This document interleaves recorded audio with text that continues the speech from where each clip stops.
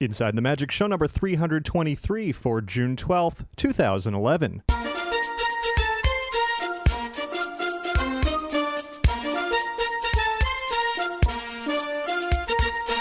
It is Sunday, June 12th, 2011. This is show 323 of Inside the Magic. And as always, I'm your host, Ricky Briganti. Got another great show packed with Disney and theme park news and a whole lot more fun. Before we get started, I do invite you to visit InsideTheMagic.net. There you'll find all of our podcasts, videos, photos, news articles, and so much more. And if you ever have any news, tips, or questions to add to the show, then you can contact me by writing to Ricky at InsideTheMagic.net, or you can call and leave a message at 407-494-4ITM. That's 4486, and now let's get on with the show.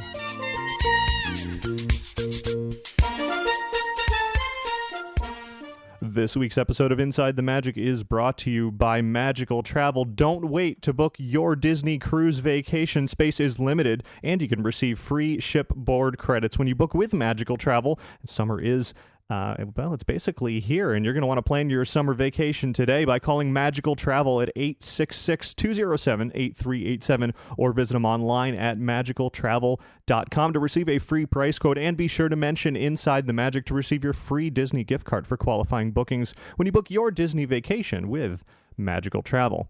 And by listeners like you. Thanks very much to Tech Edge Consulting for your donation this week. And thank you to everybody who makes any donations through InsideTheMagic.net or clicks through any of our affiliate links. It all goes to support us, and we appreciate it very much. And now we'll start off the show with our trip around the world.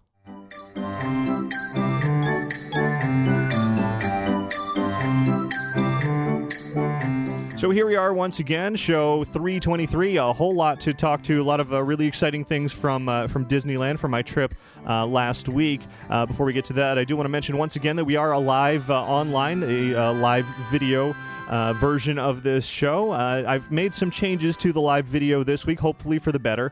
First and foremost, I've finally fixed that issue for anybody who has tuned in and thought the audio was out of sync with what I was saying, which it was. I have now hopefully fixed that, so everybody can enjoy and actually see and hear all at the same time what I'm saying. Also, I've set up a new home for the live video version of the show, which we record on Sundays, of course, whenever possible, usually about Sunday afternoons, about 3 p.m. Eastern right now. Anyway, the new home is over at InsideTheMagic.net/live, and that has not only the embedded live stream, which I'm now streaming via Ustream rather than YouTube. The YouTube live version had some issues, and hopefully this version will have fewer issues, but so that's available, as well as a chat. There's two versions of the chat: the social stream, which allows you to chat via Twitter and Facebook and YouTube, not YouTube, but Ustream, and a few other services, or there's just the regular chat room as well, so you can all tune in over there and chat while I am recording the show. So that is about all the housekeeping that I have, I believe, this week. And so with that said, we can just jump into this week's Disney news. The biggest story this week is the ticket price increases once again happening at Walt Disney World and Disneyland, except this time, rather than August as it usually is, it's happening right now, actually today. June 12th is the tickets have now, prices have now gone up both at Walt Disney World and at Disneyland. Just to give you some examples, the Both Coast Premier Pass has gone up by $49. It was $700, now it's $749. It's been a $20 increase for Walt Disney World annual passes. 5-day pass for Walt Disney World has gone up 6%, a 7-day pass 7.5%, and a 10-day pass has gone up about 11%. So some pretty good jumps. A single day ticket for Walt Disney World is now $85 plus tax, and that's up from $82, so a $3 increase there. And a Disneyland single-day ticket now, as of today, is $80, and renewal rates for annual passes have gone up as well. So it's an annual occurrence now, and actually this is the second time within a year Disney has decided to increase the prices. It's not clear as to whether Disney will now increase prices every 10 months, or if this is just going to be the new time of year. Maybe they wanted to jump it ahead and increase prices before the summer months rather than right at the end of summer. So we'll just have to wait and see till next year if we see increases at June once again, or if it's going to return to August or what. But for now, there's really nothing you can do about it. And honestly, Disney is such a great place. Disney's park is such a great place to be that they can just continue to get away with charging more and more. And you just have to pay it. Nothing you can do about it. So here's some. This will be some sad news for many of you. According to some recent county filings, the Adventurers Club, former Adventurers Club and BET Club at the former Pleasure Island out here at Walt Disney World at downtown Disney, apparently are going to be demolished very soon. Those actual buildings, the structures, the former homes of those clubs are going to be demolished and replaced by, just kind of an open grassy area. At least those are the plans for now. Obviously, Disney could put something else there in the future, but they're working on transforming Pleasure Island into Hyperion Wharf, and any of you Adventures Club fans out there, you're going to have to go out to Trader Sam's at Disneyland to get kind of that same feeling, sort of, because it seems like the Adventurers Club building is going to be no more. Let's talk Star Tours here just for a second, but not actually the attraction itself, but rather the merchandise. Disney this week, actually Disney Store Online has made available for a limited time some of its launch collection of apparel and other items for Star Tours The Adventures Continue, the new version of Star Tours. This includes t-shirts and keychains and hats and a few other items. If you go to the Disney Store Online, you'll be able to find those. Again, as I said, it is for a limited time. And this week it was announced that Victoria & Albert's, the fine dining restaurant over at Disney's Grand Floridian Resort and Spa, has received once again the AAA 5 Diamond Award. It is the highest AAA honor given out, and it's the 11th year that Victoria & Albert's has won that award. It's the only restaurant in Central Florida to win that award, and one of only 3 in Florida. So Victoria & Albert's continues to be top of the class in dining. And speaking of expensive encounters at Walt Disney World, if you're somebody who dines at Victoria & Albert's and can afford that, then perhaps you can also afford to be looking at Disney's Golden Oak community. Now, this is a Walt Disney World community where you can actually buy a $1 million plus house that are under construction now on Walt Disney World property. Well, this week Disney announced some additional details for those who purchase a home in Golden Oak early during the construction phase now through the end of the year, December 31st. Anybody who closes on a house in Golden Oak will receive something that they're calling a Disney VIP Park Pass. That'll be a 5-year VIP pass, for free. Of course, you're paying $1 million plus for a house, but it is for free, and that'll entitle you and up to 4 guests to get into the parks, as well as including no blackout dates, free parking. You'll have a dining reservation service and access to early or late theme park hours and merchandise discounts. Of course, as I said, the homes are millions of dollars, so I would hope that if you're living on Walt Disney World property, then you would be able to have those kinds of perks. I don't know anybody who is investing in Golden Oaks yet. If there's anybody out there listening to this and you're planning on buying a home in Golden Oak, I would love to hear all about it. I certainly don't have the cash for that, but it certainly is an interesting development on Walt Disney World property.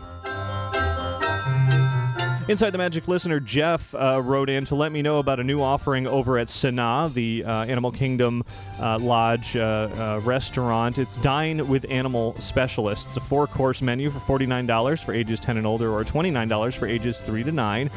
That includes a $5 contribution to Disney's Worldwide Conservation Fund. It's limited to 12 guests, and basically you go and you dine at Sanaa with some of Disney's animal specialists and talk about anything that you want in the topic of animals around Walt Disney World. You can call Disney's Animal Kingdom Lodge front desk to make your reservation, or just visit their concierge when you're there at the resort.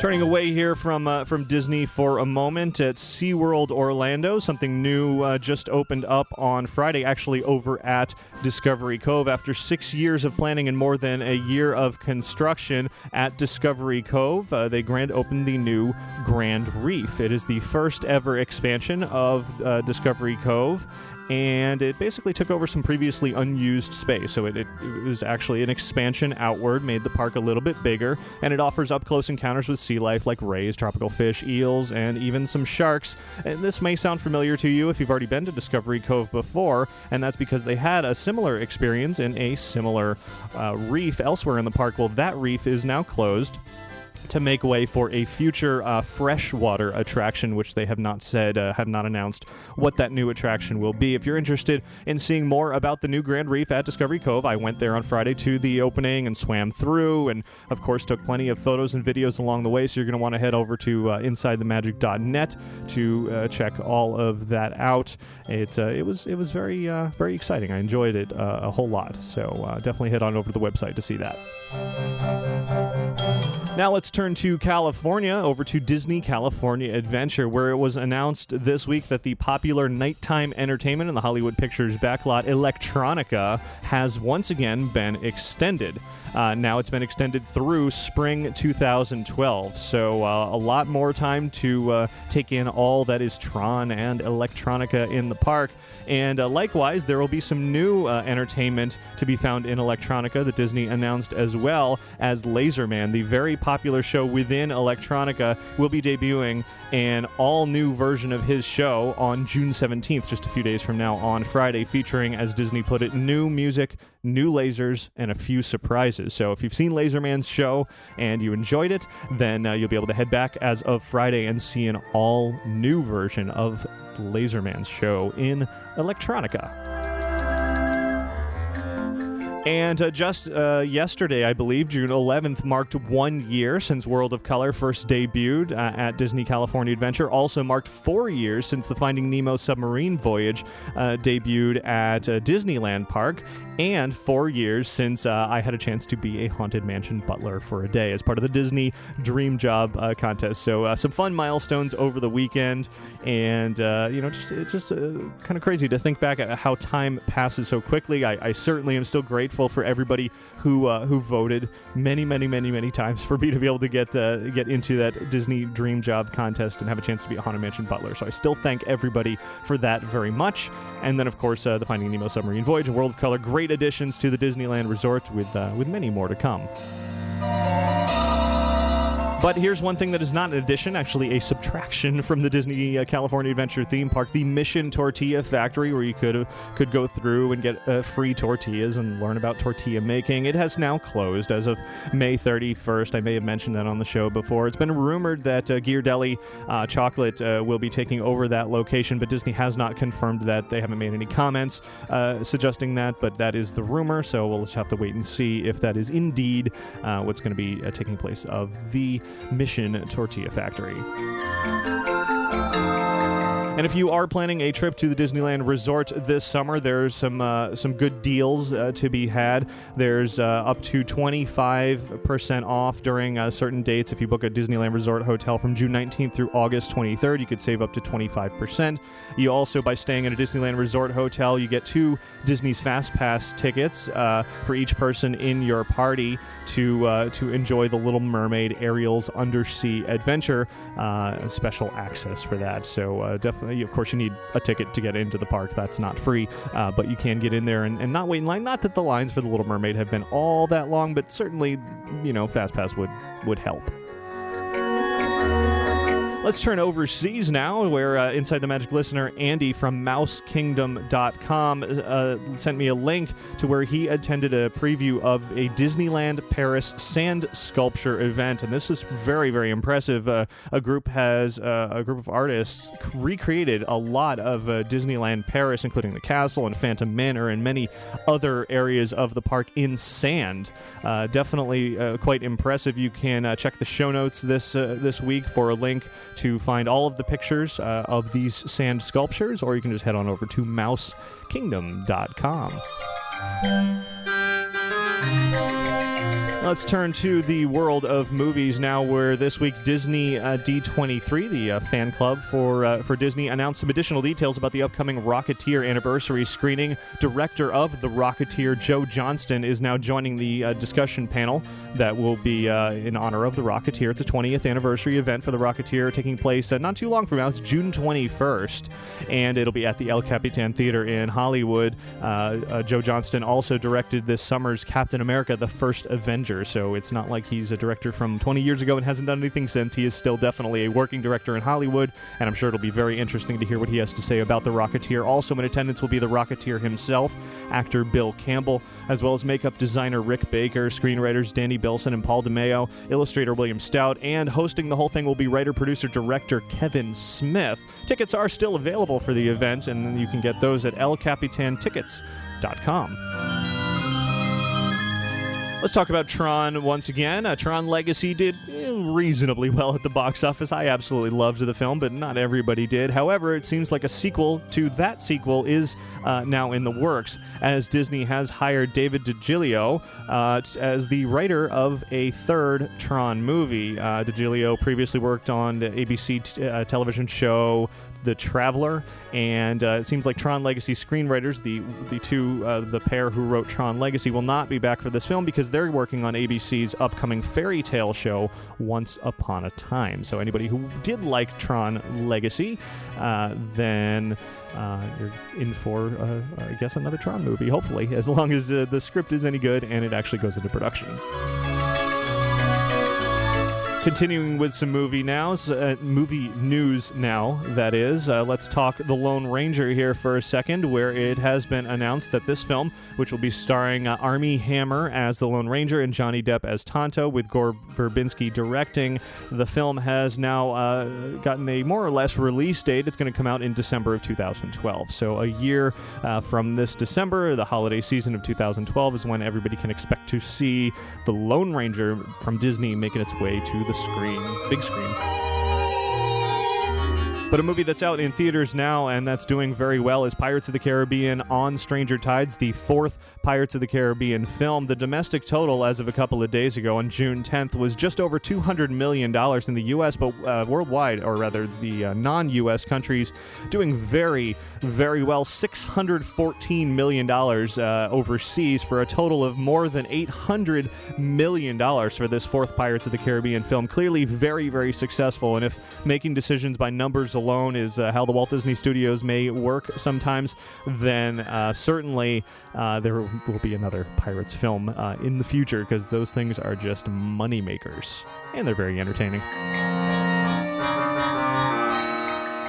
And it was just announced this week, a new release coming out on October 4th will be Beauty and the Beast Diamond Edition 3D. That's right, you'll be able to purchase a 5-disc combo pack that includes Blu-ray 3D version, the first ever 3D version of Beauty and the Beast.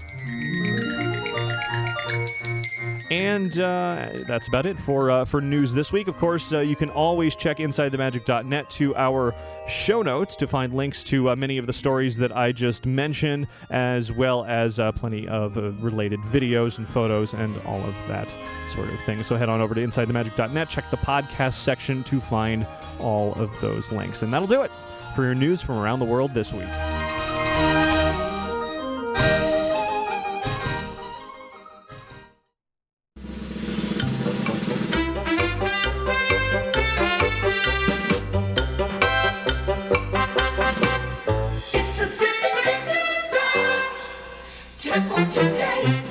And this week's tip comes in from Daryl, who actually called it in, so let's go on over to Daryl. Hey Ricky, this is Daryl from Metro Detroit, and I've got a tip for everyone who wants to walk around the parks. We'll start off with a great little tip we found from one of the friendship captains, which is if you want a great way to get between Epcot and Hollywood Studios, you can actually walk the path between the International Gateway, and it goes around Hollywood Lake and right up to the front gate. It's only about a mile, a little bit more maybe, and it's a great quick walk. We found it was the quickest way to get between the two places, and all you have to do is you cut through the boardwalk resort there and go right by the pool. Also, for those of us, particularly in the northern climates, when it's kind of cool and we're going to go down to the parks to get away, walking around the mall can be a great way to work up your tolerance for a lot of walking. You know, it will take maybe sometimes 2-3 laps around your local mall, but that kind of walking really does help you to get ready for it. The mall in our area, to give you an idea, we did probably doing all 4 parks in one day about 6 laps at the local mall would have been the equivalent. So it's not hard to get that extra walking in, and it gets you some of the interaction with the people, and kind of nice way to kind of work your way up. And that's true for just about any of those walking vacations. Thanks very much for that tip, Daryl. Definitely a great way to get some exercise is to walk around the parks, and some good tips for how to get all of that done in some different sorts of ways. So everyone else out there, send your tips into tips@insidethemagic.net.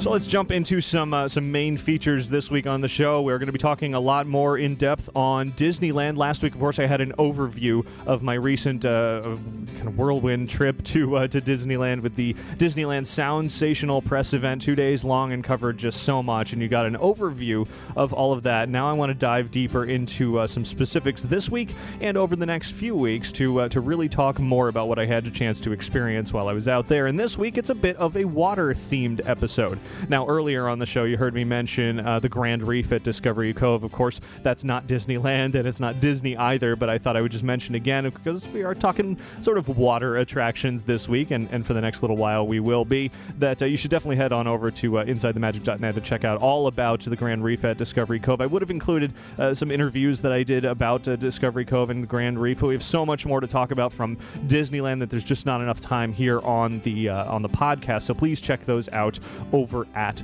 InsideTheMagic.net. So moving on from there, I actually want to talk about something that was a whole lot of fun over at the Disneyland Hotel.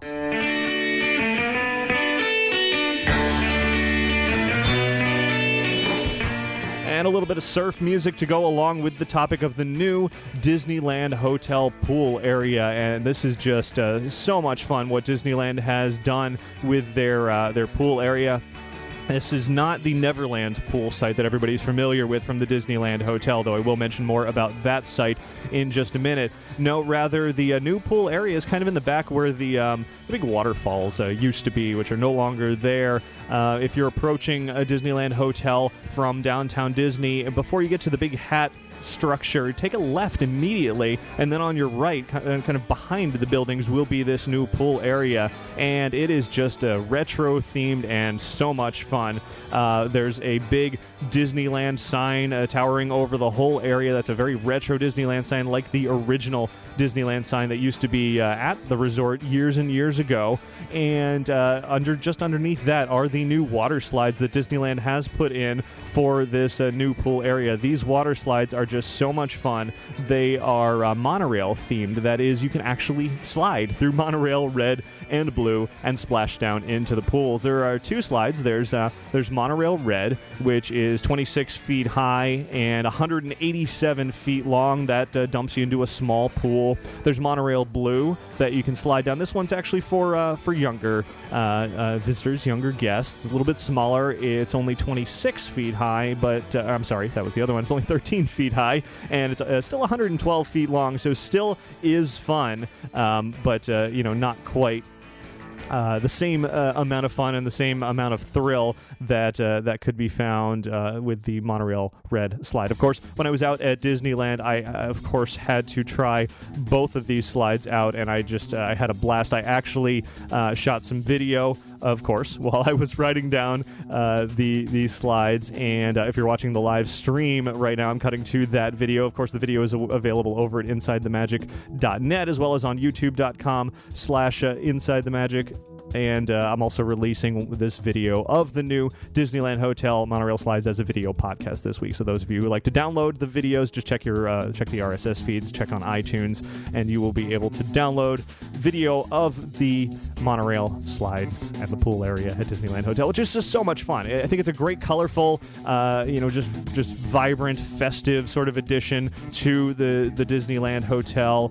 It's not something that Disney necessarily needed to do. The Neverland pool pool was certainly adequate for the area, but it's part of overall ongoing improvements that are going on at the Disneyland Hotel. They're reworking many of all three of the buildings there. They are adding new suites, and they're also renovating the Neverland pool area, because nearby the monorail slides there is the D-ticket themed pool. It's a 4-foot deep pool. Nothing too special there, but over at the Neverland pool, it's actually becoming the E-ticket pool.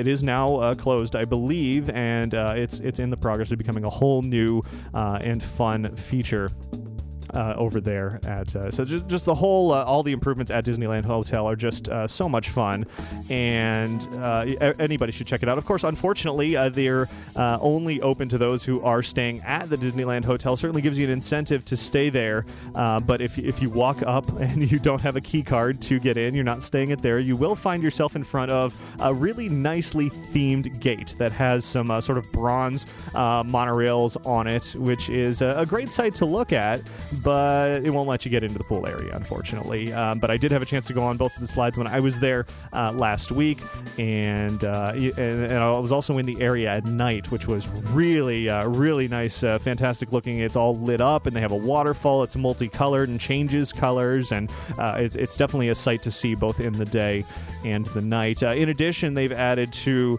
the Disneyland Hotel pool area this new retro monorail pool area, some cabanas that everyone can enjoy. Of course, these are extra cabanas that you can book. Each of the 3 new cabanas has a flat screen TV, refrigerator, safe, phone, and ceiling fan. And I read that there's a Minnie Mouse themed spa somewhere in the area. I actually didn't even see that when I was there, but apparently the E-ticket pool, which is replacing the Neverland pool, is also going to have a Mickey Mouse themed spa available. So lots of fun, new fun to be found throughout the Disneyland Hotel pool area, and just a little bit of water excitement to talk about here. I definitely highly recommend anybody going out to the Disneyland Hotel check out that pool area, because it is just fantastic.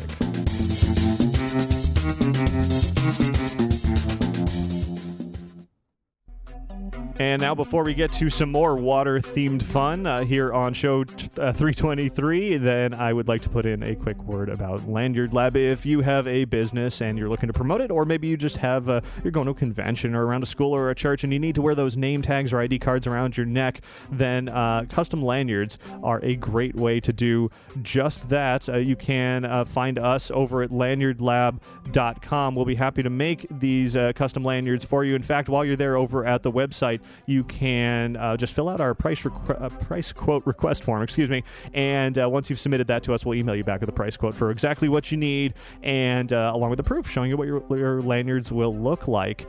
And if everything looks good at that point, just place your order online. It's as easy as that. And again, you can find it all over at lanyardlab.com.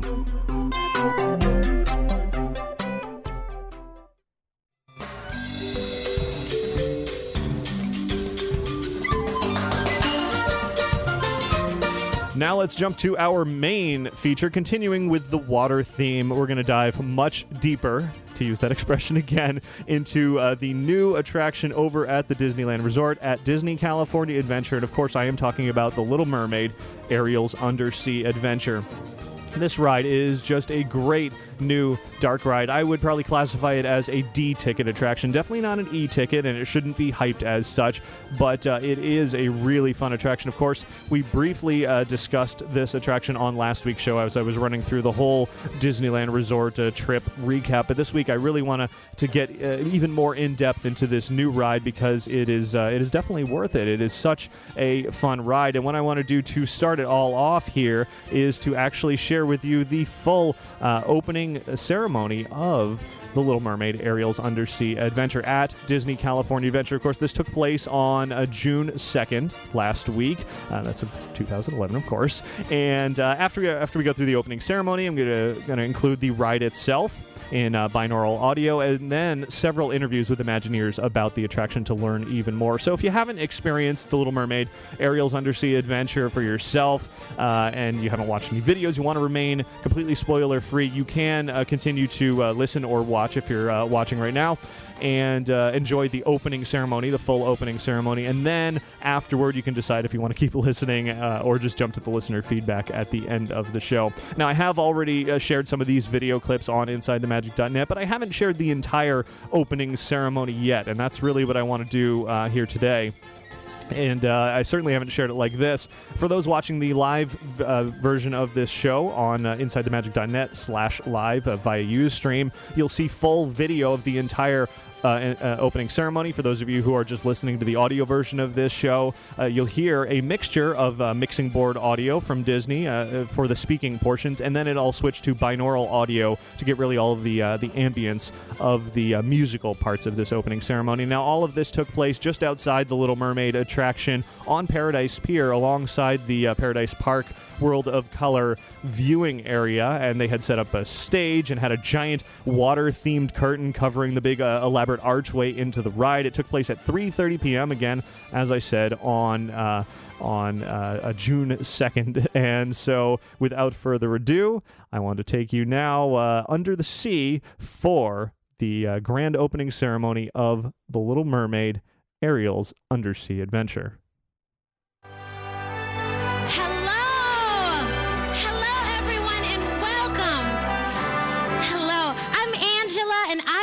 Tour guide for the next 2 days. Now, I hope you received your passport, because we're going to travel to some amazing places under the sea, to a far, far away, and right of Main Street, USA.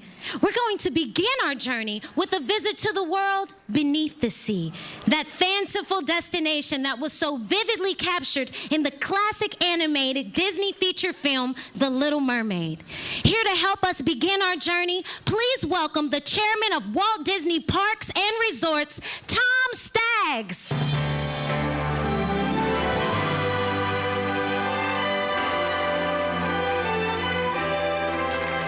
Thank you, Angela.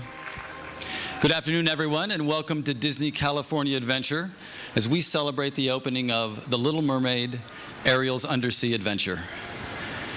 Now, one of our primary objectives in reimagining Disney California Adventure was to infuse the park with more of our beloved stories and characters, as only Disney can. You saw that with Toy Story Mania, and again with World of Color. And The Little Mermaid is just the latest example of how we are literally transforming this park. Now, this is the first attraction at Disneyland Resort that showcases our favorite Little Mermaid characters, including Ariel, Prince Eric, Scuttle, Sebastian, and Ursula. When you begin your journey in just a few minutes, you're going to be descending below the ocean's surface, thanks to some clever special effects. So you'll feel more underwater than ever before. No need to hold your breath. It's all right. So we're continuing to leverage new technologies to tell a timeless Disney story, because at our heart, great storytelling is what we're all about. I'd like to acknowledge the fantastic work of everyone involved in bringing this great attraction to life.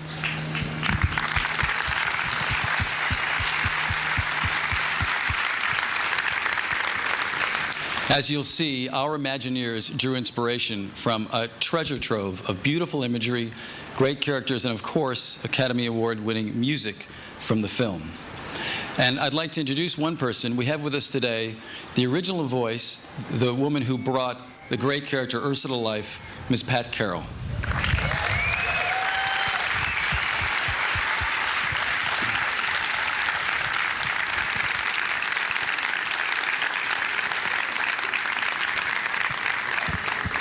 I mentioned that great music was at the heart of Little Mermaid, and we're fortunate to have someone else with us today whose music has touched hearts around the world. He's the award-winning composer, of course, of The Little Mermaid, as well as many, many other beloved Disney scores. Ladies and gentlemen, it's my pleasure to introduce the remarkably talented Alan Menken.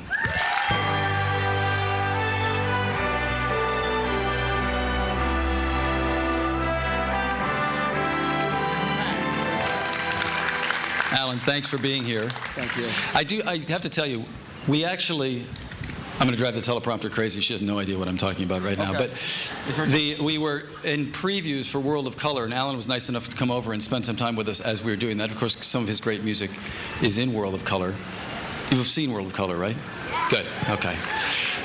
We also happen to be doing a menu tasting for a new restaurant here at the park. And so Alan sat in on the menu tasting. So I can attest that Alan has... Part of my job. Yes. I mean, it was tough, but... He has great taste in food as well as music. So, Thank you. but Alan, how does it feel to have the songs that you created and helped brought this movie to life come to life here in this attraction? Well, there are those overused words, dream come true, but that's really what it is.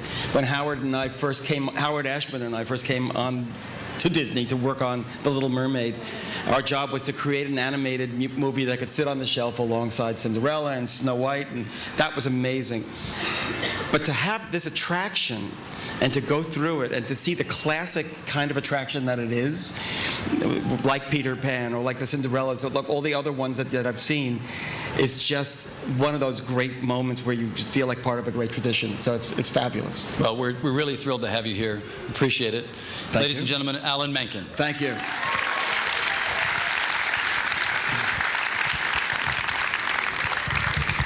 There's so many great songs. I know, though, that one that everyone here must remember is perhaps the most iconic song of Little Mermaid, Part of Your World. So here to share it with us today is none other than the voice of the Little Mermaid herself. Ladies and gentlemen, please give a warm welcome to Jodi Benson.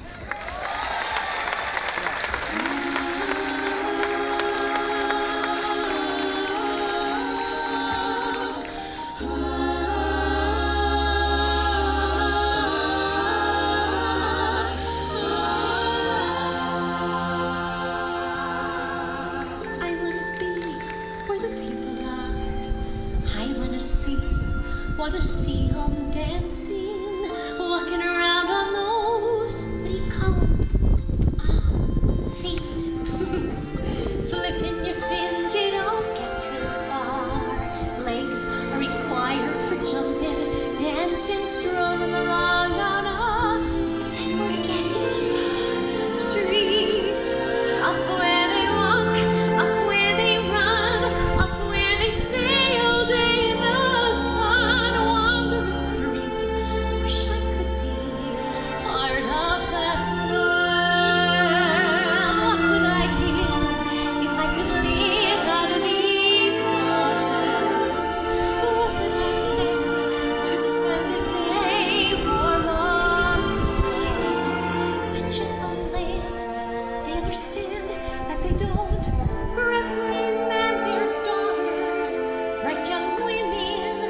Sick of swimming, ready to stand,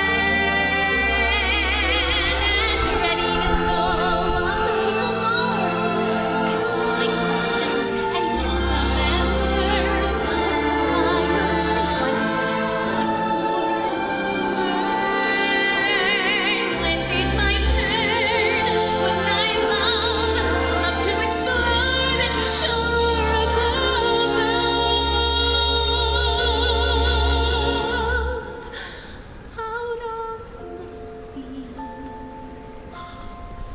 wish I could be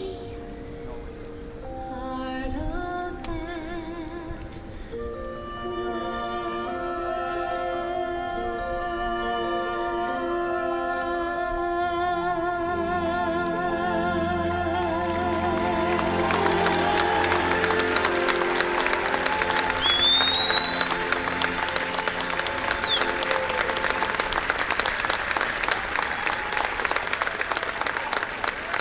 Wow, thank you, Jodi. That was Oh, amazing. Thanks, Angela. You know, I am so honored and so thrilled to be here today. This has been an amazing 26-year journey for me and my family, and we are so honored to be here to open this attraction for all of you. I want to thank you so much, Alan and Howard Ashman, for inviting me to be part of the Disney family all these many years. It's a thrill to get to sing this song. Love you guys. God bless. Enjoy our attraction. Bye-bye. Bye-bye. Thank you so much. Well, like Tom said a few minutes ago, there is so much great music in The Little Mermaid. It even has a great musical showstopper for everyone's favorite 8-armed enemy, Ursula. Here with us today is a special guest who brought Ursula the Sea Witch to life on Broadway. Ladies and gentlemen, please welcome Sherie Rene Scott.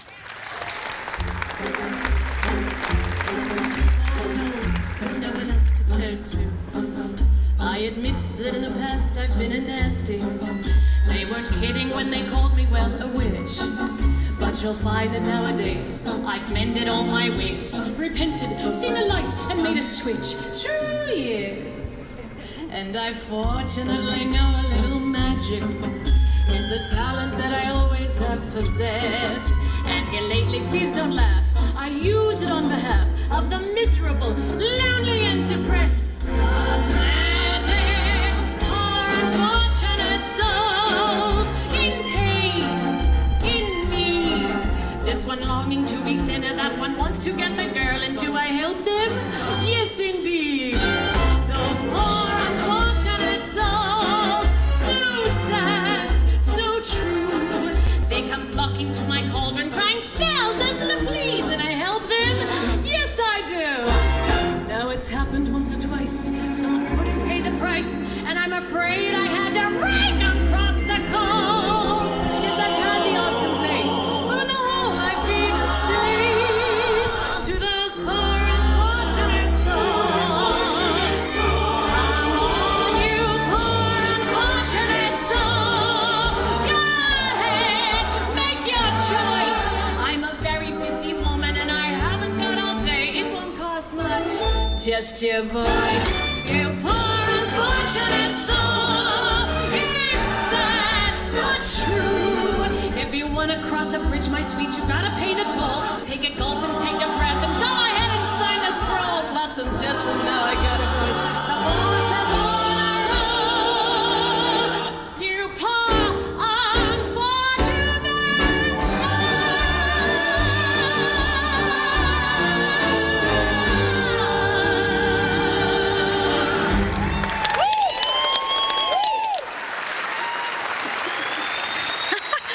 Thank you, Sherie. Thank you. That was awesome. It was an honor to leave my lair in New York City and come here and be with the wonderful Jodi Benson and Alan Menken and especially Pat Carroll, sending so much love and to everyone on this wonderful ride. Well, we're so glad to have you. Thank you so Bye. much. And now, everybody, our cast is going to take you on a musical tour through some of the other outstanding songs from the movie.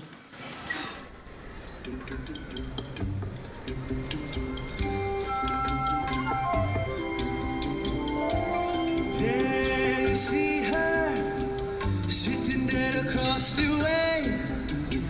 She don't got a lot to say, but there's something about her.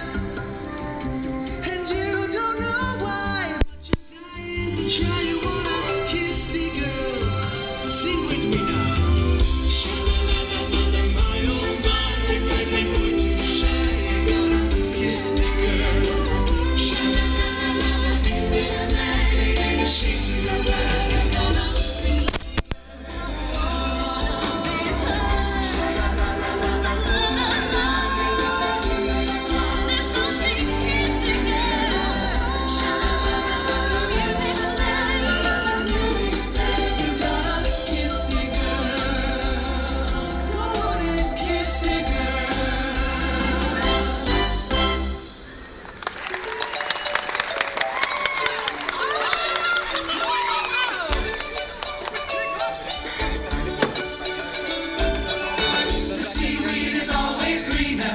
somebody else's lake.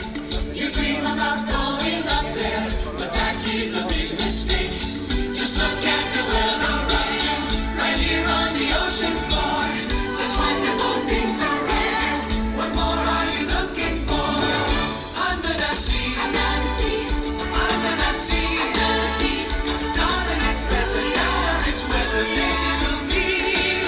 Down on the shore they work all day, out till the sun is fade away. While we leave fools and floats out to roll under the sea. If you play the flute, the clock play the harp, the bass play the bass, and they sound the shop. The brass play the brass, the choke play the top.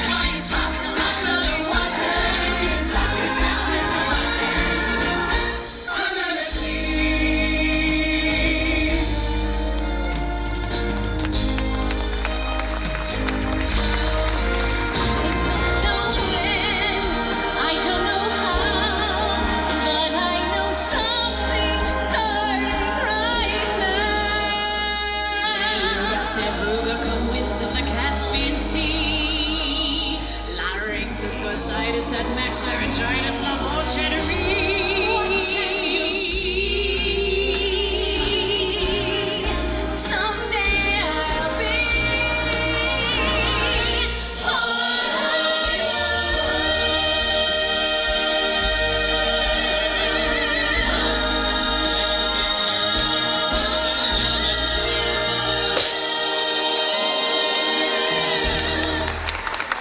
Welcome all of you to The Little Mermaid, Ariel's Undersea Adventure.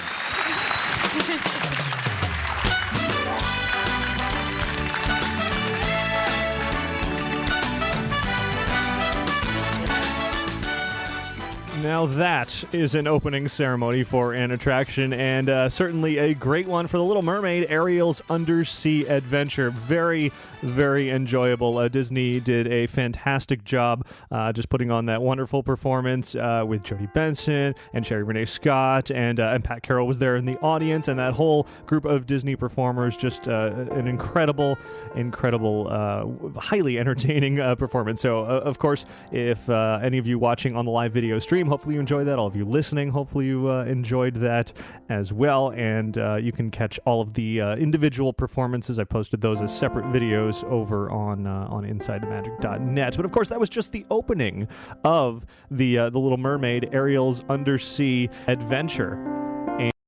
And of course, we're talking about a ride, and so we have to talk about the ride itself here.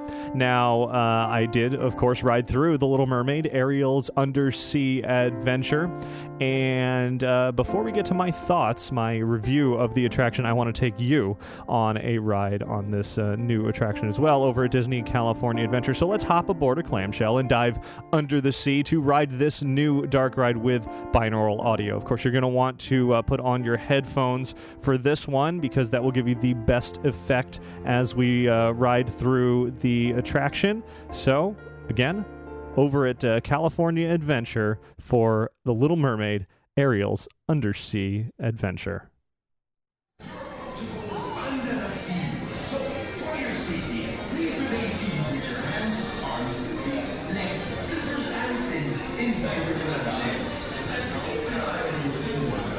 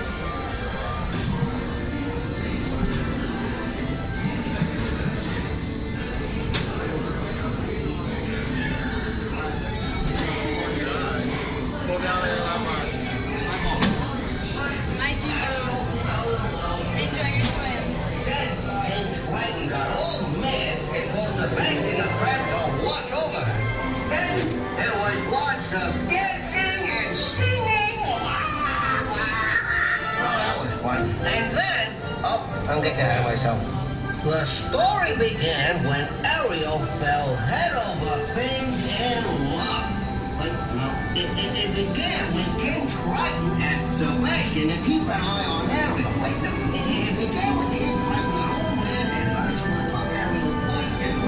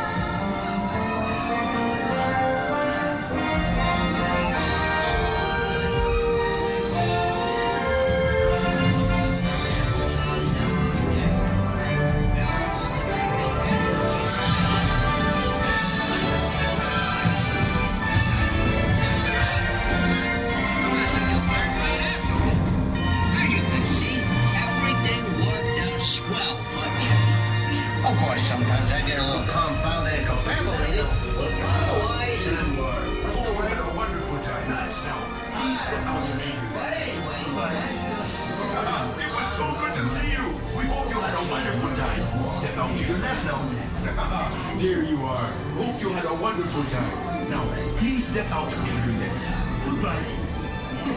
It was so good to see you. We hope you had a wonderful time. Step out to your left now. And that was a ride aboard The Little Mermaid, Ariel's Undersea Adventure at Disney California Adventure, and certainly a fun new dark ride for Disney. Definitely much in the tradition of classic Disney dark rides.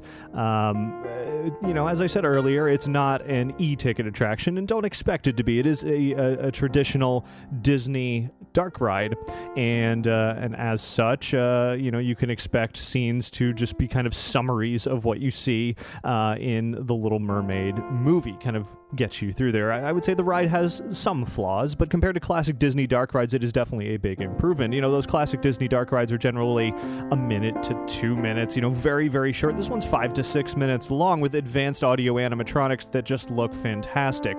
Mixed in amongst the show scenes and the animatronics are some computer-generated elements, some projections. There's really 2 of them that are prominent, and I wouldn't say those are necessarily great, but, I guess they're used for a specific reason for those 2 scenes during Ariel's transformation, and then early on in the ride when you see her swimming alongside Flounder.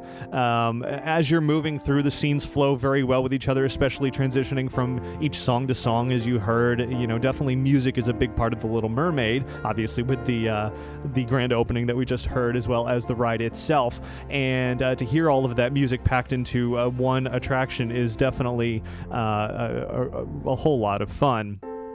And now, as you're going through, there are some parts that don't necessarily feel exactly maybe as they should. As you're going through the big Under the Sea scene, which takes up a good chunk of the ride, it doesn't necessarily feel like you're under the sea. Yeah, you're in a clamshell and you're surrounded by fish and all of that, but the lighting in there, very theatrical lighting, doesn't really have the water effect that some of the other parts of the ride does, and because of that, it doesn't like I said, it doesn't really feel like you're underwater in there, but it's still a very enjoyable scene. The process of getting into that scene, you've got bubbles that come across the clamshell, and some audio cues to let you know that you're going under the sea, but once you're there, it doesn't entirely feel like that. As I said, the Under the Sea scene itself feels like half the ride. It is huge. There's so much to look at. There's, so many moving sea creatures, and of course Sebastian and Ariel and Flounder and just a ton of other fish all playing their instruments, and it's one of the most memorable scenes for the film. So of course it needs to be huge, but as a result of that scene being so huge, maybe the rest of the ride feels a little bit rushed. The Ursula animatronic is so amazing. It's one of Disney's best animatronics they've come up with recently. It's huge and moves fluidly and really embodies everything that is the character of Ursula, but you see her so briefly. It's, just a few brief seconds going by her, and it makes you just want to go around again and look at her for even longer. Also, near the end of the ride, like many Disney dark rides, they kind of summarize what's going on in the ride, in the film at the end very, very quickly. It feels, like they're almost skipping parts, which in fact they kind of are. The whole part of the film, Ursula, her climactic battle near the end of The Little Mermaid is just completely skipped over in the ride. There's just a tiny little Ursula in the corner near the end, which I missed even when I was videotaping it. That just kind of quickly it goes from kiss the girl scene to happy everything is all done at the end, which if you go back and you watch a video that Disney released some time ago from on the Little Mermaid DVD that showed what their concept was at one point for a Little Mermaid attraction, it had a much a bigger presence for that Ursula battle scene, and then for whatever reason, ultimately they decided to just remove that from the attraction completely. Instead, just kind of jumping straight to the happy ending, which happens a lot in Disney dark rides. And maybe they don't want to include too many scary scenes because it is going to be a lot of small children riding through there, and to have a giant menacing Ursula with lightning and huge booming and all of that, it might be just too intense for some smaller guests going through. But animatronics look great. It's fun to see Scuttle at the very beginning introducing everything, and at the end wrapping everything up. He looks furry and you just want to reach out and pet him. And Sebastian has these great little eyes that move and look around and blink, and great use of projection technology there. Ariel, her animatronic, looks great throughout. There's a couple of versions of Ariel in there, and she's blinking and her mouth is moving and her hair is even kind of flowing as if it was under the sea, and they put a lot of attention to that. Some people are saying they don't like her hairstyle, the way that it looks in the Under the Sea scene, kind of like a beehive sort of hairstyle, but that's right out of the movie, and it's as if it's flowing and being styled, by some fish under there. So I think it looks fine. It's supposed to be floating in the water. The entrance to Ursula's lair is fantastic. It's a great transition from the under the sea, happy, bright scene into this sort of blacklit, dark entrance with Flotsam and Jetsam, which is great that they actually made it into the attraction. And it's creepy, but not creepy enough to scare kids. Just the right amount of creepy there. As you move on, you're floating through the whole attraction. You're gliding through in these clamshells using the Omni Mover system, similar to the Haunted Mansion. And it's a good system for this sort of ride, but doesn't always do necessarily what an Omni Mover should. The whole point of the Omni Mover system in the beginning, when they developed that system for the Haunted Mansion and other rides, is to be able to direct the viewer's attention, the guest attention, much in the same way you would edit in a film, to highlight specific scenes. Well, in The Little Mermaid, the vehicle does not move nearly, I guess, as much as perhaps it should to left and right. It goes front and back and then a little bit to the side here and there, but it doesn't always face exactly where I think it should. There's some stuff on the sides of the vehicles that maybe shouldn't be seen at times, like a staircase near the beginning that doesn't really fit in with the Under the Sea theme. But overall, the Omni Mover system seems to work very well and certainly keeps everything moving very well as well. Overall, it's an entertaining ride, tells the story well enough, great music, sounds great, incredible animatronics. And if you go over to Disneyland and you ride Pinocchio, you ride Snow White, you ride Peter Pan, you ride Mr. Toad, and then immediately go ride The Little Mermaid, you will see the noticeable improvement on the concept of a dark ride when you ride The Little Mermaid Ariel's Undersea Adventure. I think this ride is going to work out fantastically in Fantasyland in in Florida. It's going to be hugely popular, especially with the more enhanced, bigger version that you'll see when they build it out here. So with that said, now I have even more Little Mermaid to share to learn more about how this attraction came to be. In fact, how did this ride get built? Why did it take so long to be built? Why at California Adventure instead of Disneyland? How do all those new animatronics work? And, well, what about that Florida version? It's time to answer all of those questions as we move into the first of a few interviews here. First up, we start with the construction of the ride itself, where I had a chance when I was out in California to talk to Imagineer and project manager for The Little Mermaid, Ariel's Undersea Adventure, Frank Antonides. We were standing outside the Little Mermaid attraction, and here is what he had to say. We're here live at Disney California Adventure just after the grand opening of The Little Mermaid, Ariel's Undersea Adventure, and we're talking to, from Walt Disney Imagineering, project manager for The Little Mermaid, Frank Antonides. Thanks very much for joining us here on Inside the Magic. It's a real pleasure. I'm glad you could make it. Well, I just rode through the ride twice. Absolutely fantastic ride. Tell me, why has it taken such a long time to bring The Little Mermaid to a Disney theme park in a dark ride form? Well, like any wonderful attraction you need to find, or like any wonderful thing in life, you need to be in the right place at the right time. And here we are. We're in the right place at the right time here at Disney California Adventure, delivering you this fantastic attraction. And I'm glad to say you liked it, because everyone seems to. It really is a lot of fun. It certainly captures the spirit of the Little Mermaid movie that everybody knows and loves. Over the years in developing this attraction, how many variations have you considered for a Little Mermaid ride?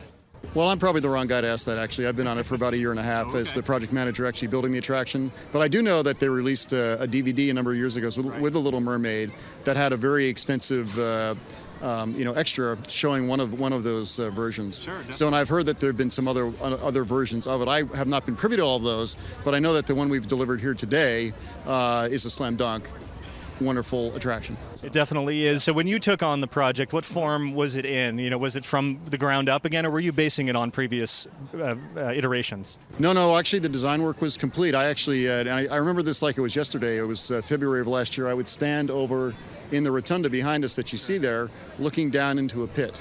And that was February last year, so February of 2010. And imagining the attraction coming to life in front of us, and I sort of lived through that and have helped deliver it here along with the help of many, many other very, very talented Imagineers. Well, tell me a little bit about that process. How do you go from that moment, standing there, looking at the former attraction there, to what we see now as the Little Mermaid ride? Well, like anything else in life that's worth doing, it requires a tremendous amount of planning, tremendous amount of sweat, tremendous amount of work. And devotion, dedication, and passion on the part of all of our Imagineers. None of this can happen without all those folks really getting together and, coming together as a whole, a design whole, and that's sort of my job, is to ensure that happens, allowing us to deliver, a fantastic attraction. We had a very, very committed team of wonderful designers, wonderful engineers, wonderful construction managers, planners, schedulers, finance folks, who all come together and ensure that we deliver the project on time, which is what we did. But of course, when it comes down to it, it's based on Little Mermaid, the movie. That's right. How do you pick those, kind of key scenes to represent in the attraction itself? Well, I personally don't do that, but I did have dinner last night with Larry Nicolai, our very talented art director, and Chris Grump, our production designer, and they were actually explaining to me how they did that. And essentially, they did it through the use of a storyboard. So it's, much like if you're designing a movie, you'll do a storyboard where you illustrate the plotting and the pacing of the movie. Well, they did the exact same thing here, picking out those key moments in the movie that would allow us to translate the story and tell the story of The Little Mermaid. And I think they've done that rather successfully. As you ride through the attraction, you really feel as though you've lived the film. So from that moment, the scenes have been chosen. Take me through a little bit the process of actually managing the construction and getting it to the point where what we see today. Right. Well, essentially, it isn't a whole lot different than managing any other construction project, even perhaps your house. If you're going to do a remodel, you essentially have a set of drawings, a set of plans, and you need to go out and buy the work. We buy them from contractors. We were very privileged on this project to have some extremely talented contractors working with us, and we have to form a team with them as well, as you might imagine. We have our own internal team, but our team extends out to the contracting community and to all those people who help make this a success. And additionally, we have to ensure that our plans stay on track and don't go awry. So as you might imagine, we spend a lot of time in meetings discussing how to do this and ensure that we're actually, keeping up with things. And along the way, were there any obstacles or challenges that you ran into? This job was, extremely challenging in terms of what we delivered, but the beauty of the job was that our planning was such and the plans were such and our contractors were such that we actually were able to really overcome any challenges. We never really had many huge hurdles. We had our, traditional hurdles along the way, but as a team, we kind of attacked them and dealt with them and kept ourselves on track. And that's really an important, aspect of Imagineering that probably should be emphasized is the tremendous amount of teamwork that it takes, and keeping, projects going along successfully is really keeping that team focused on the end goal. And the end goal here was delivering this fantastic attraction that's going to make all of our guests here coming to Disney California Adventure happy, like yourself. Definitely. How do you balance that mix between, for instance, the amazing Ursula animatronic developed, at Walt Disney Imagineering versus the work you did with Garner Holt for some of the other show scenes? Right. Well, you want to give.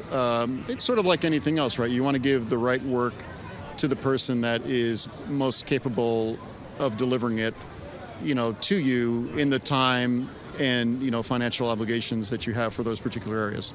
So, so decisions were made. I didn't personally make those decisions, but decisions were made, to parse out things along the way. Great. Well, as I said, the ride is just fantastic. I congratulate you on a job well done, and I definitely encourage everybody to head out here to Disney California Adventure to check out The Little Mermaid, Ariel's Undersea Adventure.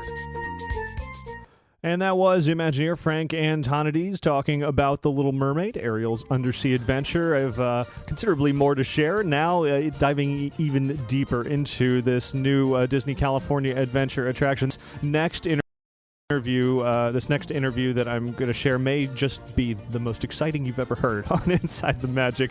A favorite segment on this show is TTA Talk with Skipper Ben, where he and I have hopped aboard the Tomorrowland Transit Authority out here in Orlando and just chatted about Disney topics. Well, this next interview takes that concept to a whole new level as I climb aboard a clamshell on The Little Mermaid with Imagineer and show animator Ethan Reed. Now, you may, if you've watched any of Disney's official Little Mermaid videos, behind-the-scenes videos, you would have seen Ethan Reed. He's the guy you saw programming Ursula, Ariel, many other animatronics, and this is what I had a chance to talk to him about as we rode through the new attraction at Disney California Adventure. So enjoy this interview with Imagineer Ethan Reed.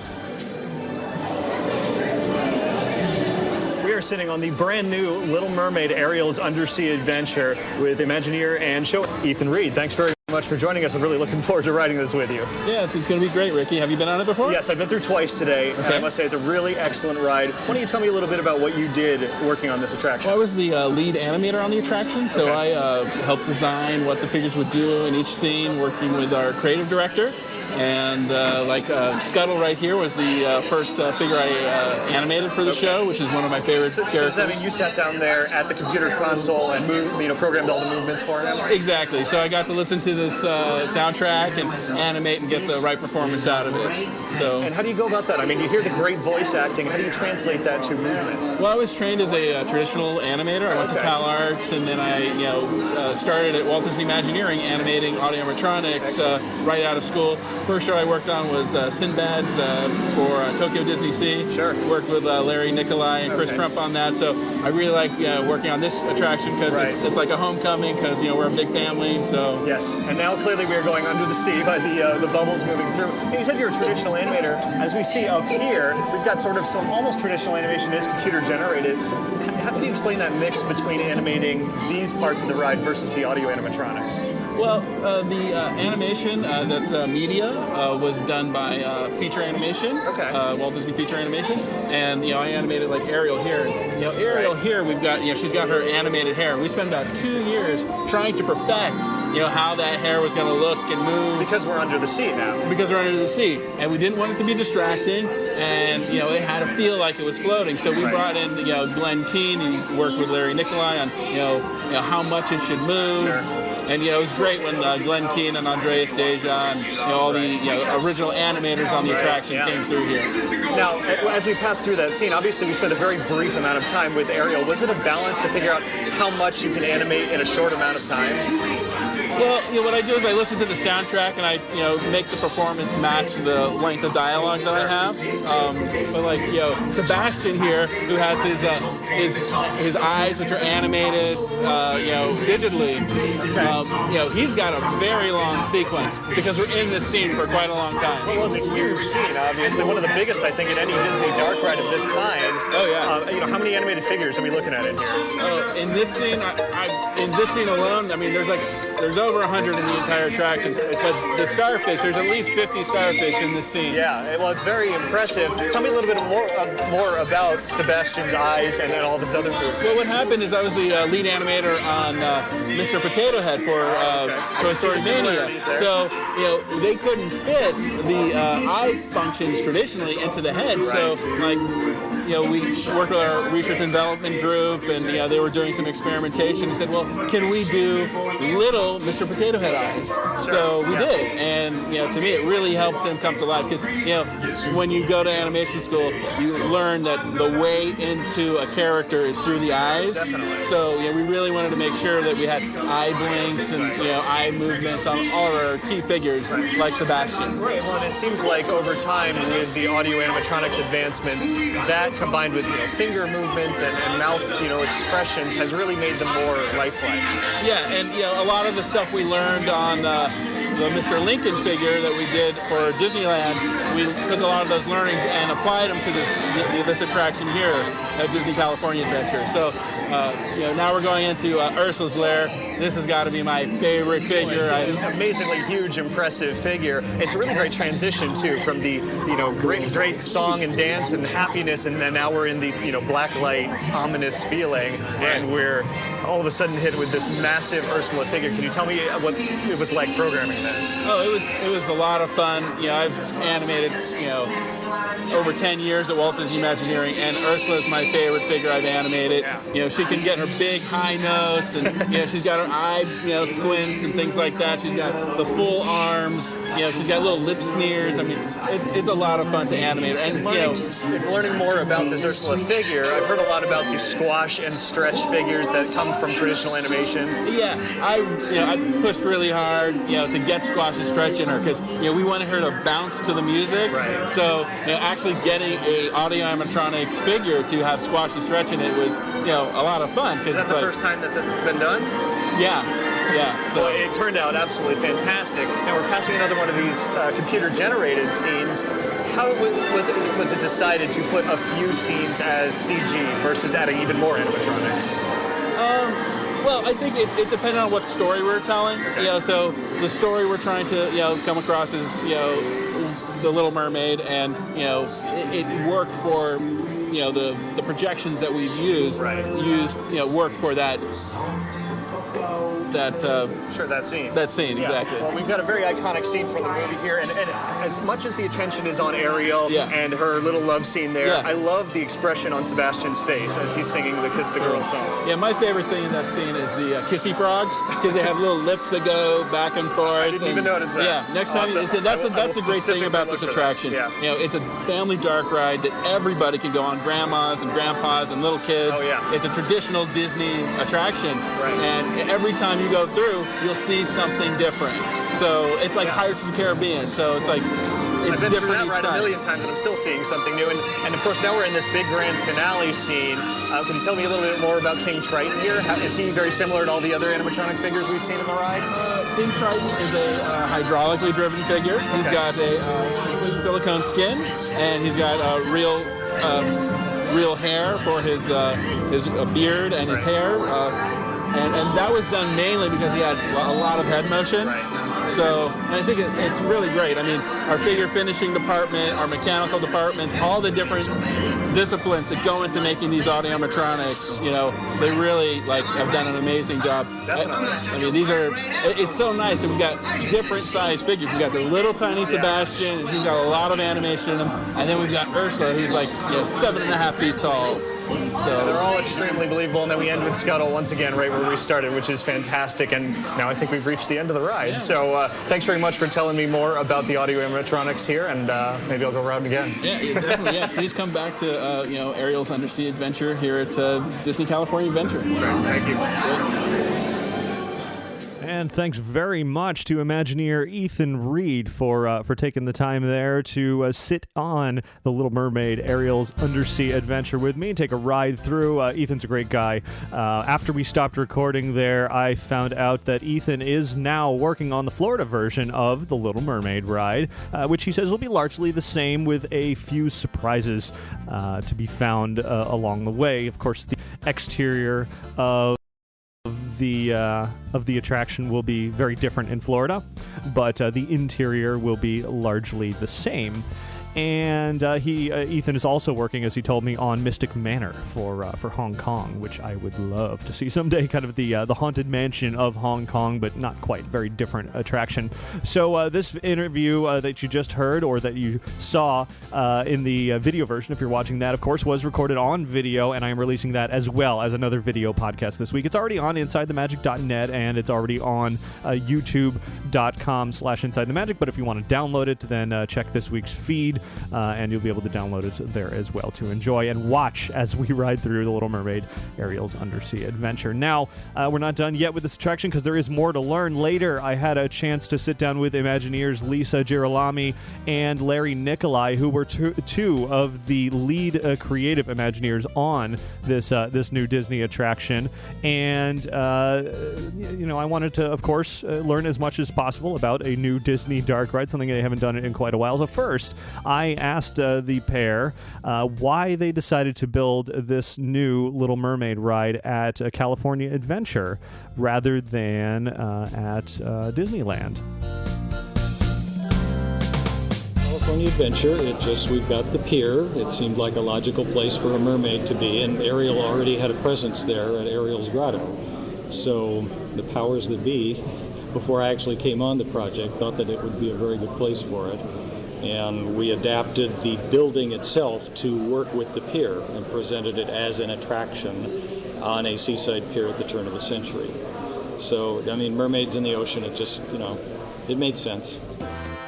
Next up, I asked why build this attraction today rather than 20 years ago. There's the new technologies that came along too. The new things we're doing with audio animatronics came into play here, and we really couldn't have done some of the stuff a few years ago that we did in this attraction. A few years ago at Tokyo Disney Sea again in the Magic Lamp Theater, we had a little Cobra character called Bakit, who also has animated eyes, and that's the first time we did it, but he's got a big turban on, so we had at the time the projectors were bigger, and it's hidden inside the turban.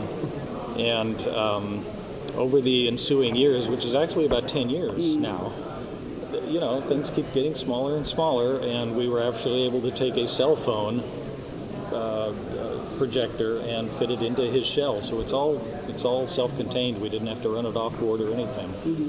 And you just got so much more out of it. We would have been very limited on blinks and turns and everything, and it was better to keep him alive. So we had a prototype Sebastian that literally you could walk around with in your hand, and he's blinking and he's looking around. It's the coolest thing. And you walk in, even at Imagineering, you'd walk in and go, "Hey, look at this," and they're like, I took his head home one night because he was between transits. I had to take him somewhere the next day, so he came home and I brought him into the kitchen and he was looking around. The family got a kick out of that. And finally, I wondered how similar the Orlando version of the ride will be when it opens next year. They have a different entrance because it's in Fantasyland, so they've created a rockwork entrance. From the mural again, that wall back, it's identical to ours.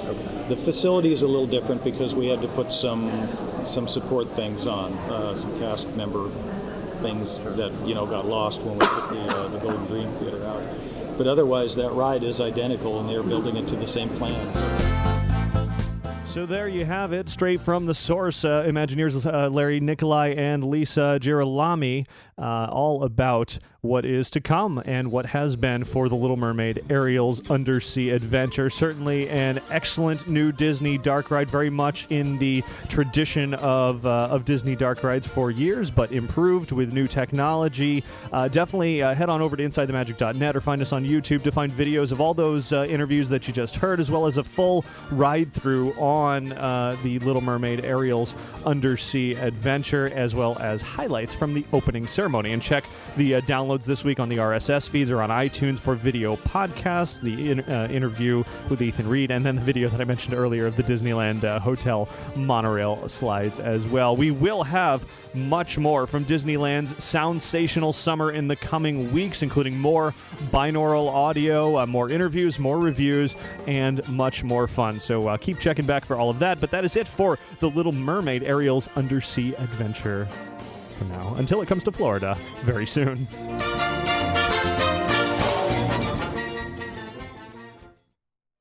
Hi, Ricky. Hi, Ricky. Hey, Ricky. Hi, Ricky. Hi, Ricky. Hey, Ricky. Ricky, this is amazing. Ladies and gentlemen, boys and girls. Inside the Magic listener feedback.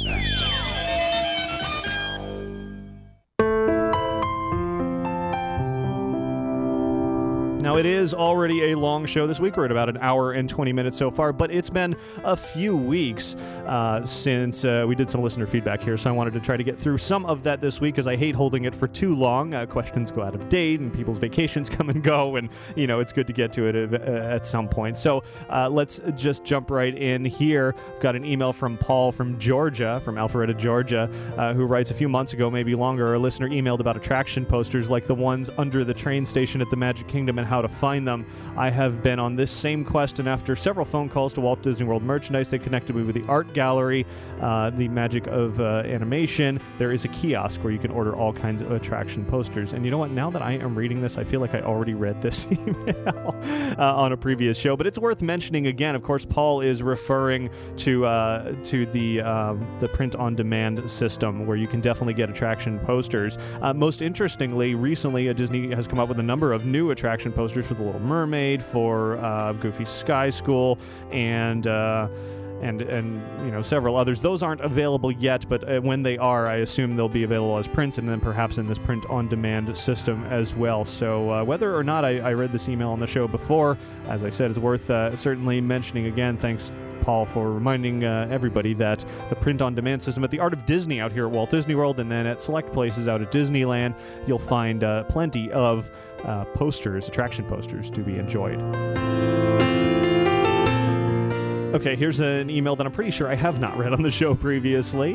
This one comes in from Aaron, who writes, I've been listening to your show for about 5 years and even had the pleasure of meeting you at the Mega Mouse Meet at Mouse Fest back in 2007. I'd like to share some of the magical memories I've had at Walt Disney World and Disneyland. One of the best memories I've had occurred to me not once but twice, riding the Matterhorn bobsleds during the fireworks, once during Believe in Holiday Magic and another time during Remember Dreams Come True. Seeing World of Color, Spectre Magic, and Disney's Main Street Electrical Parade for the first time also happened to top my list. The time I met Oscar Martinez at the Carnation Cafe was also wonderful. I asked him, what has it been like working here for so long? And he said he's seen everything and that it's different every year. It must be amazing to be a cast member since 1956. New Year's at Walt Disney World 2009 and 2010 were also really fun. We expected the crowds to be much worse than they were, but we still got to see everything that we wanted within 2 days at the park, except Animal Kingdom, which took a few hours. I'm greatly anticipating my 10th trip to Walt Disney World in 2012 and a senior trip to Tokyo and Hong Kong in 2013. Aaron, I wanted to share that email on the show because you're absolutely right. Memories are definitely important. Well, first, thanks very much for sending that in. Memories are definitely important when it comes to thinking about a Disney vacation. Of course, Let the Memories Begin is the current campaign throughout Walt Disney World and Disneyland with the Magic Memories and You show. And it's clear that in the many visits you've had to the various parks over the years, you've established your own Disney memories, and I think everybody has.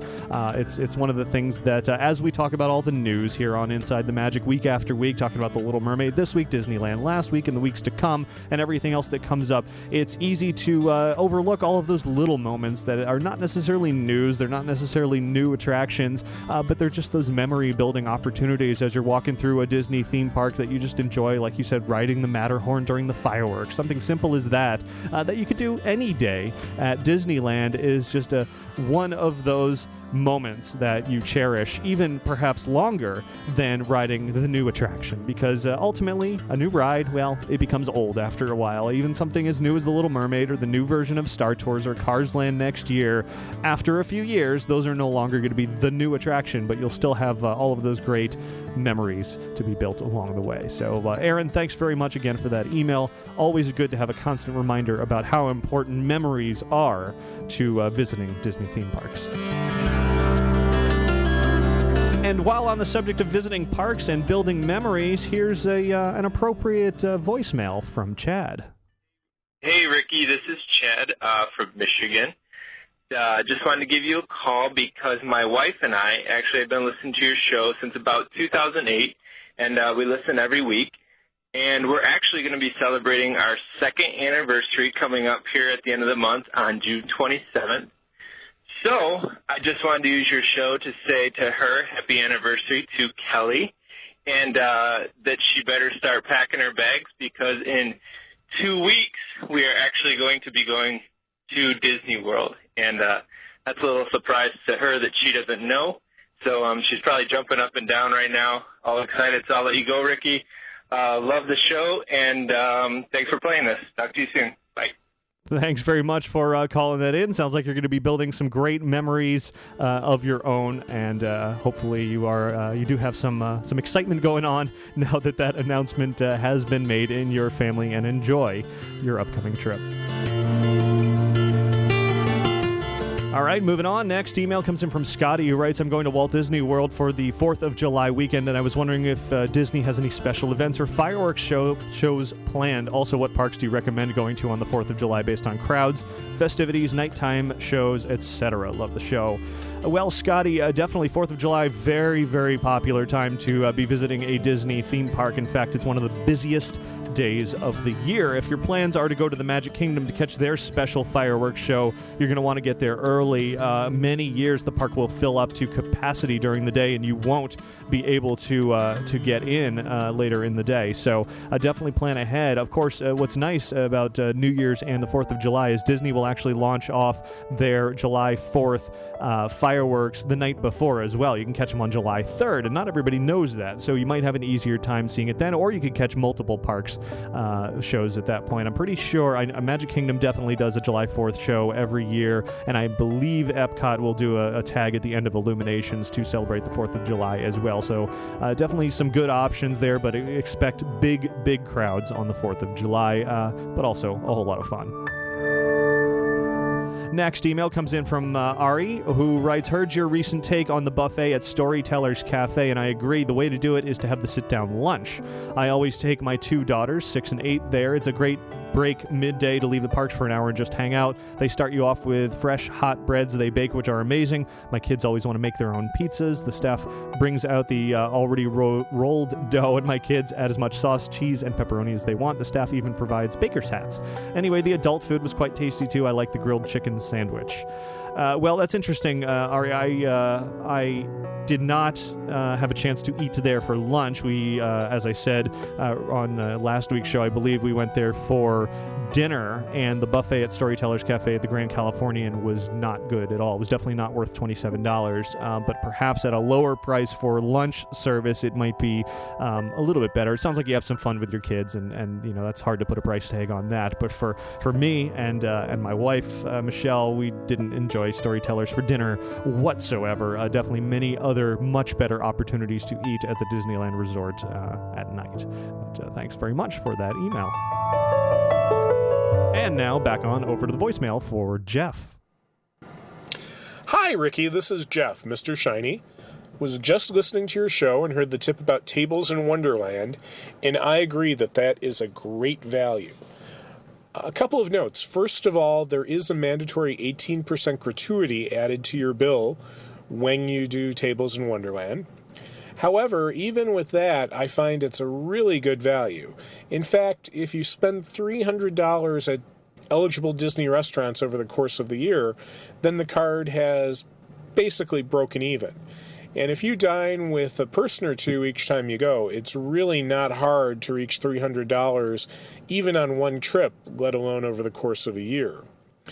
Another thing that might be of interest to some folks is that alcoholic beverages are also included in that discount, which is kind of unique among the different Disney dining options.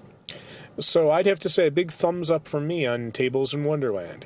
Enjoy the show, and thanks very much.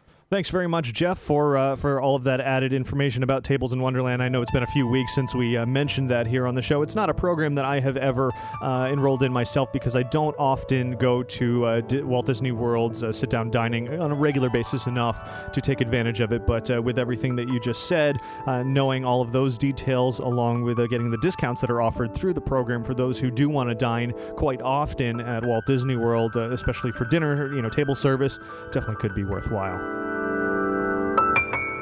Next up, an email from Ralph, who writes, I am Ralph from the Netherlands and was quite a big Disney fan, or a Disney fan, whatever, for many years now. Disneyland Paris is only a 4-hour drive from my home, so I visit the parks over there very often.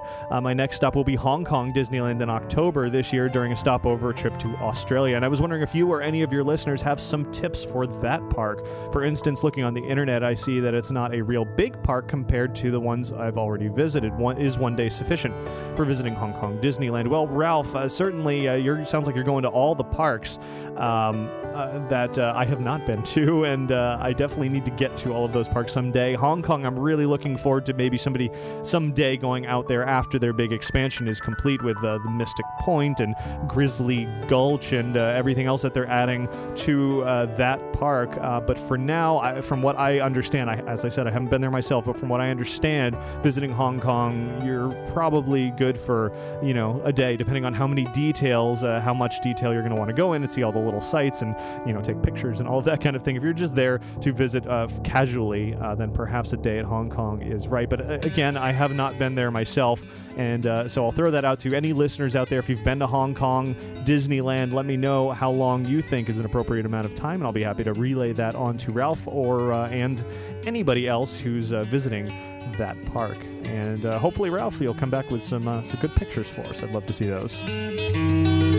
And actually, right there, already in the chat room, this is one of the advantages of doing this show live on InsideTheMagic.net/live. Rafa Madrid says Hong Kong Disneyland is small. One day is more than enough. So, instant answer for you there, Ralph. One day seems to be plenty for that park, at least for now, until the expansion's complete. And the next email is from Jackie, who writes, I know this is probably a common question, but is Backstage Pass going to have a new episode anytime soon? I miss being entertained by Mark and Jay. Also, can you please repost the archives of that segment? You used to have them on the old site, but not on the new site. Thanks for the great show. I will be listening to it as I ride on a bus for 3 hours for a school trip to Hershey Park. Well, Jackie, thanks very much for that email. Hershey Park, great place. I visited that a few months ago, I guess last year. Actually, I guess it's been almost a year now since that. Time flies. But anyway, definitely we'll want to go back to Hershey Park. Really, really fun there. But to answer your question, Mark and Jay, there are no planned segments to bring them back to Inside the Magic right now. We certainly enjoyed having their segments here on the show in the past, and we'll probably bring them back for some special, maybe a Halloween episode or a Christmas episode or something like that. But they each had kind of their own lives take over and just didn't have as much time as they used to produce a segment here. So unfortunately, we won't have any regular additions. Likewise, Skipper Ben, once again, not on the show this week, hasn't been on the show much. Popped in last week for the show, but hasn't been on, and he's been very busy as well. It's just one of those things that scheduling and life sometimes kind of takes over. But as far as reposting old episodes of Backstage Pass, yes, I would love to do that. It's on the to-do list of things to add to InsideTheMagic.net. There are quite a few, actually, sections from the old website, the old Distant Creations version of the Inside the Magic site that I have not ever gotten around to reposting on the new website, which it's now over a year old, the new site. But eventually I will get them. So just kind of keep checking back, and hopefully we'll get the Backstage Pass episodes, installments, segments, whatever you want to call them, up on the website once again. And now back on over to the voicemail, this time from Ron. Hi, Ricky. This is Ron. I'm calling from South Central Kentucky, and I just listened to the end of your podcast last week where you had a new British band that's appearing in the English Pavilion. They pale in comparison to the British Invasion, the ones that did the Beatles songs, mainly because the new group sounds like just simple, average, go into a bar cover band that you would hear. Their singing ability isn't that great, and they just they just don't seem to have the right material for Disney World. The Beatles' British Invasion kind of did more of a pop type music that the Beatles made popular, and the rock music is a little bit too over the top, I believe, for something in Walt Disney World. Plus, like I said, the singers, I don't know whether the group is just starting out, but the singers don't seem to be that good, and they don't seem to be their timing doesn't seem to be as quick or as accurate or as down pat as the British Invasion was. And maybe it's because of the length of time they've been together and the length of time that the previous band. And his message actually cut off there, unfortunately. But you got the gist of what he was saying, talking about the new British Invasion, or not the British Invasion, the replacement for the British Invasion, the English Channel Band over at Epcot. And in my opinion, I thought they were an entertaining band. They definitely didn't have quite the same Disney showmanship when I saw them when they premiered as the British Invasion did. But you were talking about the British Invasion being at Epcot for years and years, whereas this was new. And I haven't had a chance to go back and see English Channel since that first day, or I guess it was second day maybe when they were there, and I saw them, but I heard them off in the distance recently, and they sounded good. I've seen some comments, certainly on our YouTube video of the English Channel performing, a lot of really positive comments, people who said they didn't like them at first, but now have grown to like them, and it's definitely a change from the British Invasion. Different music, different performance, different act, different people, different, just the way they hold themselves, but I liked them the first time, and I have a feeling they'll find a following of their own, even if it's not the same following that the British Invasion had. So, I don't know. We'll just have to wait and see if they grow into that Disney look and feel, and they are entertainment, just different type of entertainment. So I'll go back and check them out again soon. Now, looking ahead in the list of listener feedback here, I still have quite a few emails left. I can't possibly get to all of these this week, especially now that we're an hour and 37 into the show. So I'm going to hold the rest of these emails and messages for next week in favor of jumping into the live chat room here, because I promised everybody that I would answer some live questions. So I'm going to scroll through real quick here. Alfred asked, how long are the lines for Star Tours at Disneyland? They weren't too long at Walt Disney World on opening day. Definitely a great question. So Disneyland Star Tours lines, when I was there opening day and opening weekend, the longest wait that I saw was 225 minutes, nearly 4 hours long. The line snaked back and forth through Tomorrowland, went all the way down past the Astro Orbiter, down Main Street past the hub, and all the way to the corn dog stand on Main Street, and that's where it began. Incredibly long line for Star Tours in California. Now, contrast that with yesterday. This is the last weekend of Star Wars weekends. This weekend, I was just there yesterday, walked by Star Tours, and it was only a 20 to 30 minute wait out here in Florida.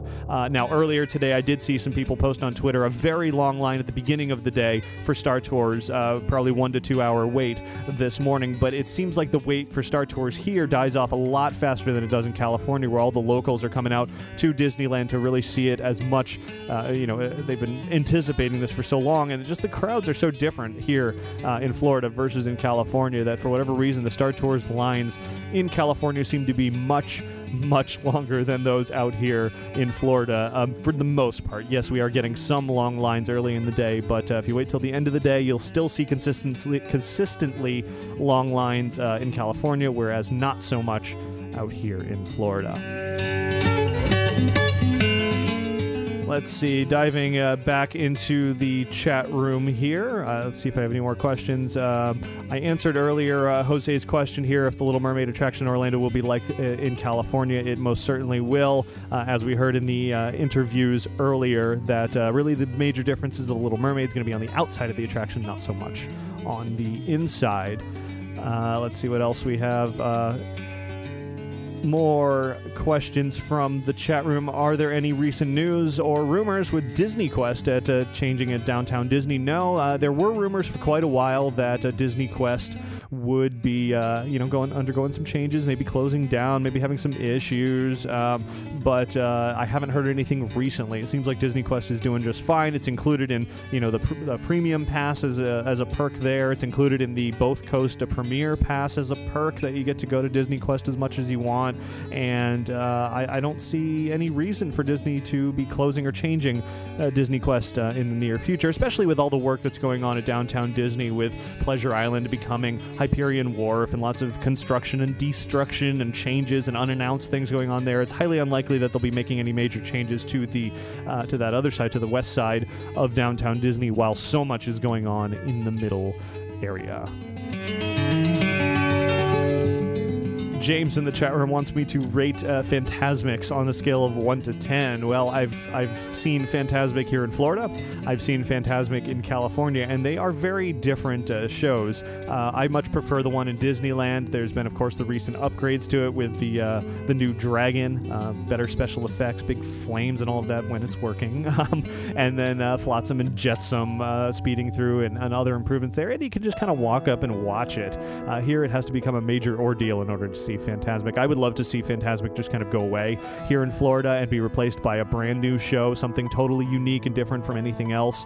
I really never go to Fantasmic out here in Florida. It's just not one of the things that I do regularly, because it is such a hassle to get in there between, you got to wait and hope that the weather doesn't cancel it, which happens far too often. So I'm not sure that I rated it 1 to 10, but I definitely say the Disneyland version of Fantasmic, in my opinion, is better than the Walt Disney World one, but I'm sure others will disagree. I'm sure that Fantasmic is a favorite for many who visit Walt Disney World. Bruce in the chat room says, at Disneyland, how did Walt Disney get the idea for Main Street USA? Now, there's a very more general, not news-related question. I like that kind of question. Thanks, Bruce, for asking that. Main Street USA was inspired by one of Walt Disney's hometowns when he was young, Marceline, Missouri. The town still exists and has some Walt Disney tributes to be found there, and that's kind of the inspiration behind the whole Main Street notion, kind of this small town USA where just everything is happy in the little shops, and that everybody can go and enjoy and not have to worry about any of the cares of the world, because everybody is friendly and smiling and greets everybody by their first name and knows each other, and it's just a fun place to be, and it's definitely a great place to start your Disneyland adventure. Or at least that's what Walt Disney thought, and it certainly works still today. It's keeps spreading out to all the parks worldwide. Of course, variations happen in Main Street around the world. They're not all exactly identical to the Disneyland version or to here at the Magic Kingdom, but the whole concept of that initial approach to the park is certainly retained throughout the world. The one exception seems to be what they're building in Shanghai now. The version of Main Street is not really going to be Main Street USA so much anymore. In Shanghai, it's going to have a very different approach to how that park is going to be laid out. Not a necessarily long street at the front leading into a hub. It's going to have a more garden feel with lots of water and really tapping into the culture of what Shanghai and China are all about. So it'll be really interesting to watch that develop over the next few years. I believe we're still 4 years away from that park opening, but it should be a lot of fun to see the differences there. Let's take just a couple of more questions here from the chat room, and then we'll wrap up this big show 323. Let's see. I am reading and scrolling and seeing what questions. Okay, along the similar lines of the Fantasmic question, Alfred once again asks, which version of the Haunted Mansion do I prefer, Disneyland or Walt Disney World? And prior to Walt Disney World's improvements that began a couple of years ago in the new scenes, I would have absolutely said the Disneyland version, but now I actually like the Walt Disney World version of the Haunted Mansion better. The improvements inside the mansion that came a few years ago, the staircase scene, and the extra wallpaper with the blinking eyes, and of course we got floating Leota and Constance, the Black Widow bride that Disneyland had as well. Now we have the interactive Hitchhiking Ghosts at the end, and the improved, just overall improved. Oh, of course the surround audio ghost host in the stretching rooms is fantastic, and we've got the interactive queue at the beginning now, and just everything all together. The Walt Disney World version of the Haunted Mansion is definitely my new favorite. I would love to see some of the recent improvements, particularly stretching room audio and some of the other interior improvements made out in California. I haven't heard anything specific as to whether or not that'll be going on, but until then, I like the outside of the Disneyland version better, but the facade, the building itself, the mansion itself. But once you're inside, definitely the Walt Disney World version is the winner. Let's do one more chat room question, and then we will wind this down. And I'm just scrolling through to see if there are any questions that I can answer. There are some questions that I can't answer, so I'm not even going to bother answering those because I don't know the answer. Let's see.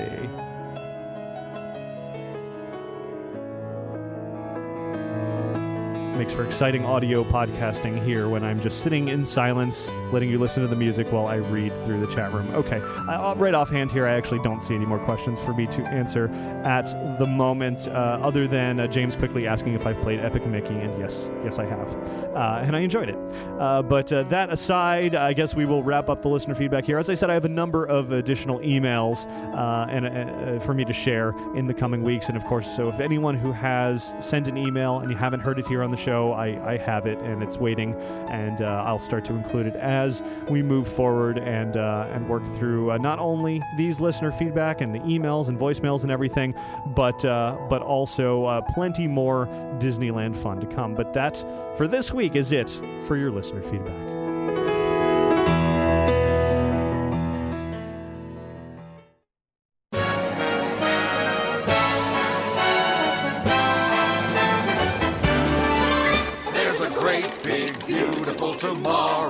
And this is where we will wrap up show 323 of Inside the Magic, where we were talking about all things water from Disneyland, which, of course, was The Little Mermaid, Ariel's Undersea Adventure in depth there, as well as the Disneyland Hotel pool area, and a whole lot more fun. So hopefully you enjoyed all of this week's episode. Please do head on over to InsideTheMagic.net to find all of our videos, as well as on YouTube.com/InsideTheMagic of many of the interviews that you heard, as well as a ride through The Little Mermaid, the opening ceremony, and plenty more from Disneyland now and in the coming weeks as we dive further into all of that, including the Mickey's Soundsational Parade, where I've got audio of that to share, along with some interviews related to that great new parade as well. A little bit more about Star Tours out at Disneyland, along with a new Imagineer interview there, and several more interviews on several more topics. It's just so much came out of that trip that it's unbelievable, and I'm really looking forward to sharing it all in the coming weeks.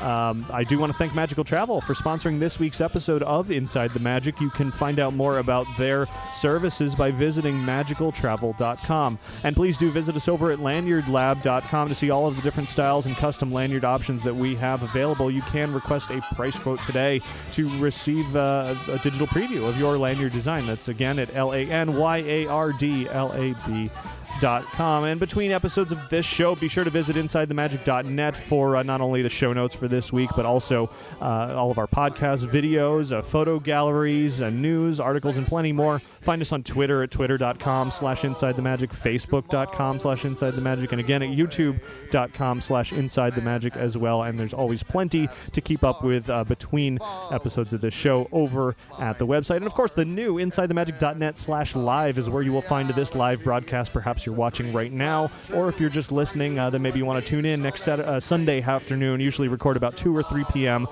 ish on Sundays whenever possible, but follow us on Twitter and Facebook to find out exactly when we're recording. So that is where we are going to wrap up show 323.